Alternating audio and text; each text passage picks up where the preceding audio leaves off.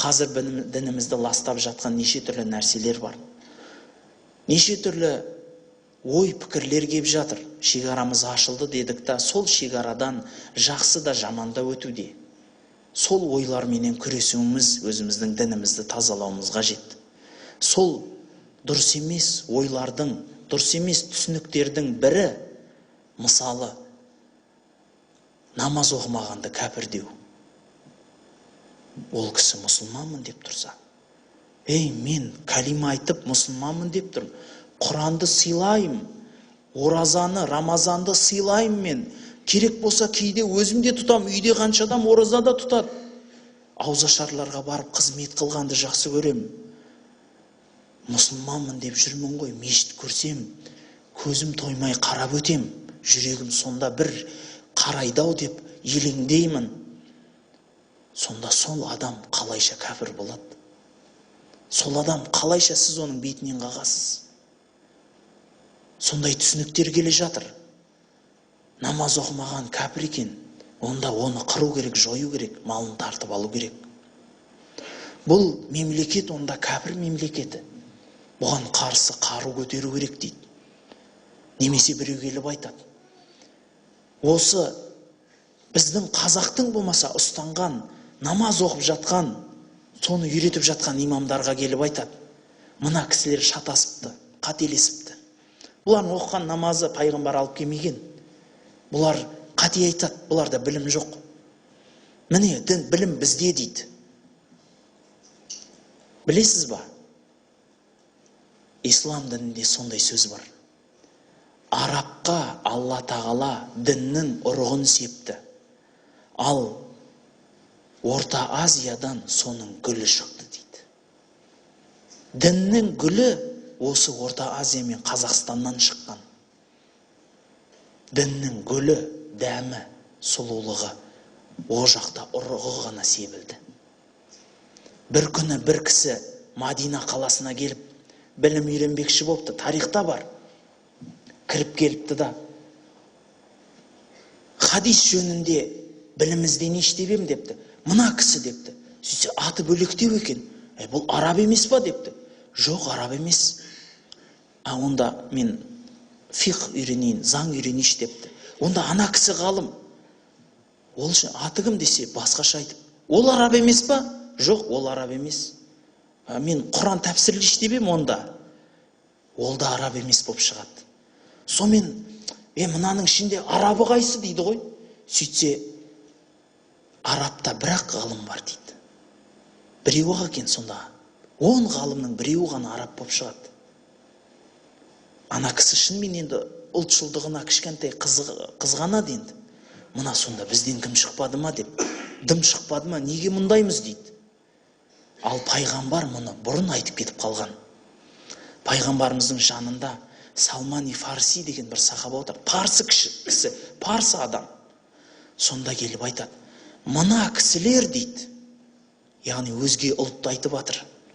Араб емес халықты айтып атыр. Мына кісілер дейді. Діннің ертеңі. Діннің ертеңі осылар.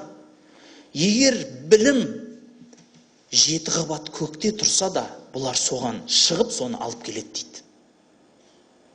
Сондай халық болды. Сол Абу Ханифа мазхабын ұстанған біздің Қазекең қате болып қапты енді. Сол дінімізді ұстанып келген ірі мысалы Молда Мұса сияқты небір ақын дінін дәріптеп өткен Жапан қазақтың даласына жаңалдегі бір Алла деп шырқап өткен кісілеріміз, ұлыларымыз енді дінді дым білмейтін болып шыға кепті. Халайық, біз сонда кедейміз ба не? Бізде байлығы жатқан жоқ па не? Иә десеңіз, онда соны көрсетсеңіздерші, соны зерттесеңіздерші, соны оқып ізденсеңіздерші, білім іздеу керек, еңбек ету керек. Жай ғана Құдай жатқанға берсең маған бер деп, аяқты аспанға көтеріп компьютер шықылап, телевизордың төрінде жатып музыка естіп жату емес. Құрбандық керек бұл өмірде. Құрбандық не құрбандық? Жастық шағыңызды білімге құрбан етіңіз. Жастық шағыңызды елге, қызметке құрбан етіңіз. Ертең қартайғанда өзіңізден кейінгілерге сол құрбандығыңыздың дәмін айтып отырасыз. Халық айтады ғой, жастығыңда еңбек ет, қартайғанда зейнетін көресің дейді. Ал егер сіз қазіргі мына батыстың келіп жатқан өнегелерінің бірі, сен жассың ғой, көр бұл өмірді. Бат қызығына, ұмытсайшы бәрін, өмірге бір-ақ рет келеді адам. Деп тұрып бір адамдар нашаменен араққа, сигаретпенен болмағыр, асыр түсір музыканың ішіне кіріп, өмірінің бәрін зая қылып, 30-ға келгенде орда бұзатын жігіттер бір семьясын баға алмай, қолында кәсіп жоқ, біреуге айтатын бір дұрыс сөзі жоқ, өзінің ойыңды айтшы десе, ойын айта алмай мыңқ-мыңқ етіп мұрнынан астынан бір екі ауыз сөз атын айтқанда тер-тер болып, борша-борша болып тұрғаны бізге, сізге намыс емес па? Бізге, сізге сабақ емес па? Абу Ханифа, имам, ұлы имам, өте әдепті кісі болған екен. Бір кісі әдебіне қызығып, осындай көркем мінезді қайдан алдыңыз депті. Сөйтсе, әдепсізден үйрендім депті. Себебі әдепсіз адамды көреді, жек көрініші түрпідей тиеді ғой, сөйтеді де сонан сабақ алады өзіне. Енді мен сондай жасасам, мен біреуге сөйтіп көрінем дейді. Мен біреуге сондай бір жаман көзде болам дейді. Бауырлар, қорыта айтатыным, жассыз. Сізге жан жақтан неше түрлі азғырулар келеді. Біреу дінді бұлай үйрену керек, мынадай жол, тура жол деп, неше түрлі тіпті ақша да беріп жатады, шоқыншы. Мына буддист деген керемет нәрсе, бұл неше түрлі денсаулықты оздоровительный гимнастикалар бар деп, арасында мысалы феншуй деген нәрсе бар дейді. Соны орындасаң бай болып кетесің деп, Құдайдан емес, бір қатып қалған бір ағаштан сұратады. Бір тиын тебен, бір бақама шаянды қойып, осыны қойып қойсаң саған ақшап келеді дейді. Айналайын-ау, сол бақа ақша алып келетін беді өмірде. Өзіңіздің ақылыңыз бар, сауатты адамсыз ғой. Неге қараңғы бола қаласыз сол кезге келгенде?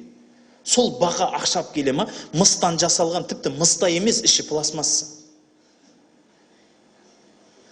Түсінен бір зат болса екен, ақша тиын тебен тасып теріп жүрсе екен да, бір ақылға қонатын бір нәрсе болса да.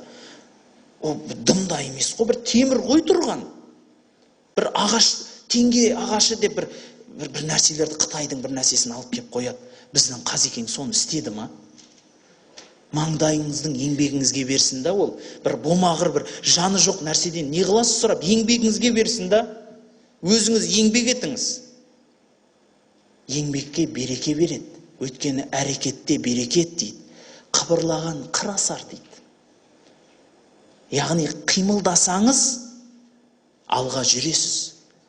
Тұрған су сасиды дейді. Егер теңге тапқыш ағаштың 10-ауын іліп қойсаңыз да, сөйтіп жатып алсаңыз, сізге Құдай ақша бермейді. Сондықтан біздің асыл дінімізді дәріптейтін, өзіміздің жастық шағымызды зая кеткізбей, дұрысқа қарай, ақылға қарай бой алдырыңыз. Жастық шақтың буына қарай секіріп, ертең бармағыңызды тістеп қалмаңыз. Қазақта сөз бар, боламын деген